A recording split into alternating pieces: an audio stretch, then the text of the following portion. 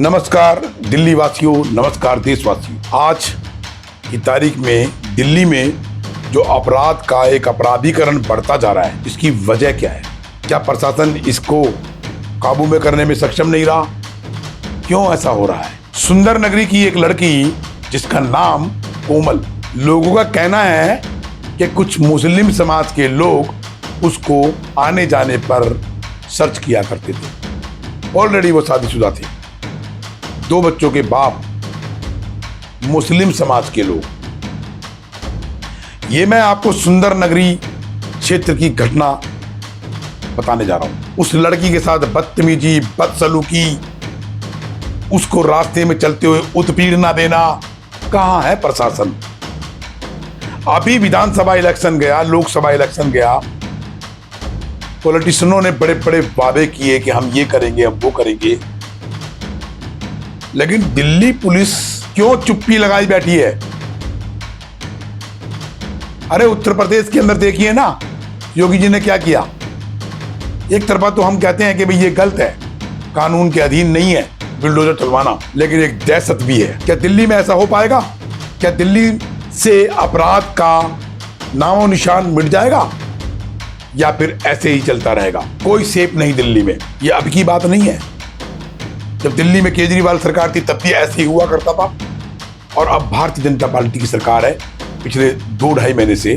अभी नया मामला है, लेकिन मैं शासन में और प्रशासन में बैठे उन अधिकारियों को, उन पॉलिटिशियन को कहना चाहता हूं कि कोई बहन बेटी सेफ नहीं है। उस लड़की के साथ दुशासन, दुराचार क्या हुआ होगा उसके साथ? उसका रोड पे, लोगों का कहना है, समाज के बयान है कि उसका रोड पे निकलना भारी भी कर दिया मुस्लिम समाज के लोगों ने। कहां है प्रशासन? क्यों नहीं जाग रहा? किसकी दबिश है? क्यों नहीं उसके ऊपर आईपीसी, इंडियन पेनल कोड की सेक्शन, वो जुडिशियल पावर लगती, पहले से ही उठा के बंद क्यों नहीं किया जाता? क्यों नहीं इन मुजरिमों की नाक में नकेल डाली जाती?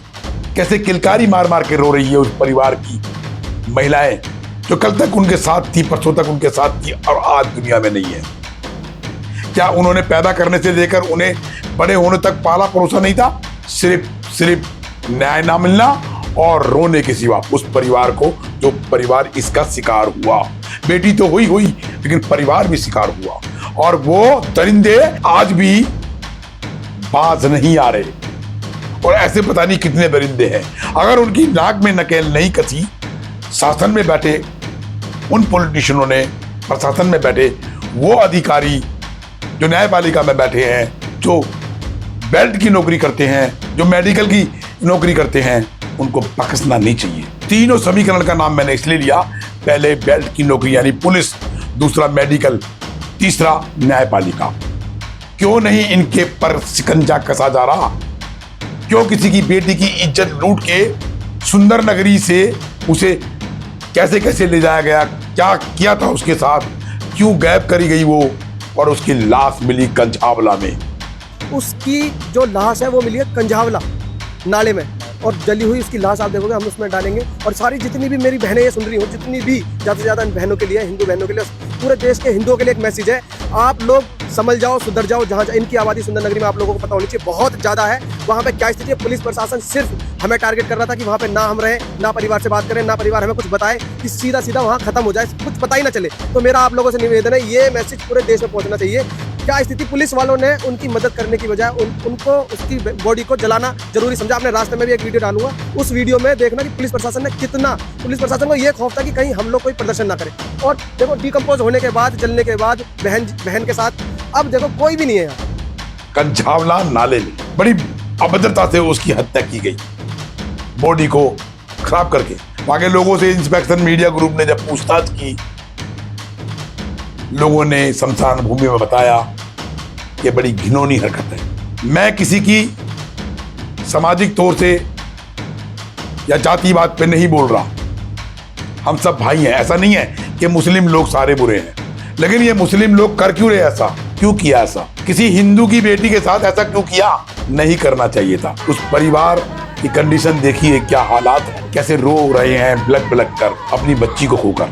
कब उन हत्यारों को फांसी की सजा मिलेगी या कानून की व्यवस्था से सजा मिलेगी? कब उन दरिंदों के अंदर दहशत जैसा माहौल होगा जो दिल्ली की सड़कों पे घूम रहे हैं। बहन बेटियां सेफ नहीं। Inspection media group Delhi police के आला अधिकारियों से पहले भी गुजारिश करता आया है, आज भी गुजारिश करता है कि अगर बेल्ट की नौकरी कर रहे हो और आपने शपथ ली है अधर्मियों का विनाश करने के लिए कानून के माध्यम से, संविधान के माध्यम से, तो जाग जाओ, छोड़ना नहीं इनको।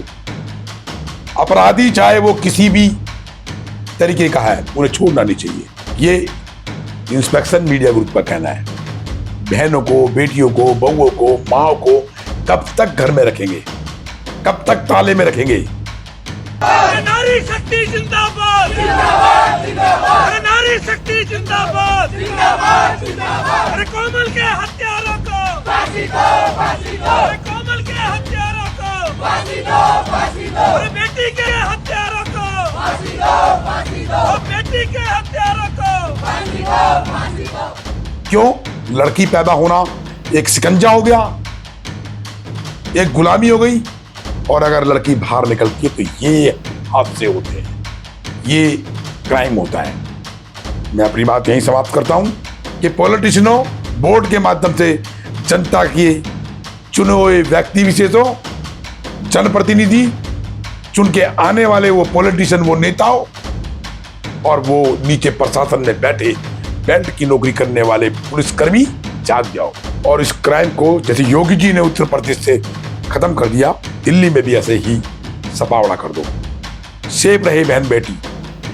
मैं अपनी बात यही समाप्त करता हूं। जय हिंद, जय भारत। समाज में हो रहा भ्रष्टाचार हम कराएंगे रूबरू। शासन और प्रशासन में बैठे जनप्रतिनिधि जिन्हें जनता चुन के लाती है, हम दिलाएंगे जनता का अधिकार संविधान के तहत। अपराधी चाहे प्रशासनिक हो या शासनिक, हम करेंगे उनकी खोज और करेंगे पड़ताल संविधान के तहत। सबके लिए समान, सबके लिए बराबर।